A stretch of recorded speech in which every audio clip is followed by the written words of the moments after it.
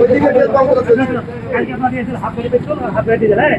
দেওয়া দূরে পাম্পে দূরে নামালে। হ্যাঁ যদি আপনার এক গাড়ি ডিজেল পেলে হাফ গাড়ি আমাদের ক্ষমতা কত আর হাফ গাড়ি। মন্ত্রী তো আপনি হাফ গাড়ি শুধু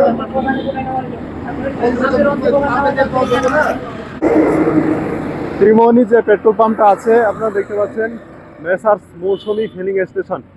এই মৌসুমী ফিলিং স্টেশন, এই যে আমি একটু ভালো করে দেখাই, মেসার্স মৌসুমী ফিলিং স্টেশন।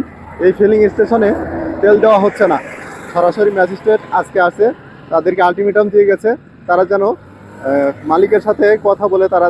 বলেন আপনি কি বলতে চান? আমার ভাই তিনটা এই গাড়ি চলছে বিলে, আলু মারা ভুটভুটি গাড়ি টলি, তেল দেখে তেল নাই এখানে। এখানকার তেলের আলিয়ে যায়, অন্য দুই পাম্পে আছে ওখানে দেয়। এই একটা আওয়ামী লীগের বড় নেতা ছিল, এই সিন্ডিকেট করছে। সিন্ডিকেট করে এই থানাটাকে বিএনপির দায়িত্বশীল লোকগুলো স্যার পচাইছে, মানে শুধু জনগণ মিলে বিএনপি তেল খাচ্ছে। তেল তো নিয়ে যেতে অন্য জাত বেচছে চুরি করে, আবার এখানে তেলই দিচ্ছে না। 10 দিন থেকে পাম্প বন্ধ, একটা পাম্পের বর্ধ থাকে না ভাই, বলুন তো। মানে তেল তারা নিয়ে আসে ঠিক, কিন্তু তেল দেয় না। হ্যাঁ রাতে বেঁচে দেয়, রাত্রে বেঁচে দেয়। হ্যাঁ তেলই তো নাই, পাম্পের তেল নাই তাহলে। আজকে সরাসরি ম্যাজিস্ট্রেট এসে আলটিমেটাম দিয়ে গেল। দিয়ে গেল। পরে যদি তেল তারা সংগ্রহ না করে তাহলে এদের বিরুদ্ধে ব্যবস্থা নেবে। অবশ্যই ব্যবস্থা হ্যাঁ নেবে। হ্যাঁ, এই তো 2 দিন টাইম দিলে এদেরকে তেল আনার জন্য। আপনারা ভিডিওগুলো দেখছেন আর তেলের যে ভিডিওগুলো দেখছেন আপনারা অবশ্যই এগুলো সহযোগিতা করতে থাকেন।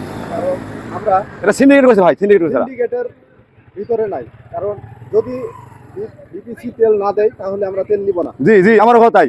তেল ওখানে পাচ্ছে বেশি দাম, আবার খোলা দামে বেশি দাম, 200 তেল পাওয়া যাচ্ছে। বিপিসি তেল দেয় অথচ তারা তেল দেয় যে না। দেয় না। 10 দিন থেকে পাম্প বন্ধ, 10 দিন হলো আছে। হ্যাঁ একটা তেল দেয়নি ভাই, তেল পাইছেন এখানে 10 দিন থেকে তেল দেয় না এরা। এ তো তেল চিটারি করে এরা। এই দেখেন তেল কালো বাজারে বিক্রি করে দিয়ে তেল দেয় না। দেন। প্রত্যেকের একই কথা যে এই পাম্পে আসলে তেল পায় না, তেল চিটারি করে না।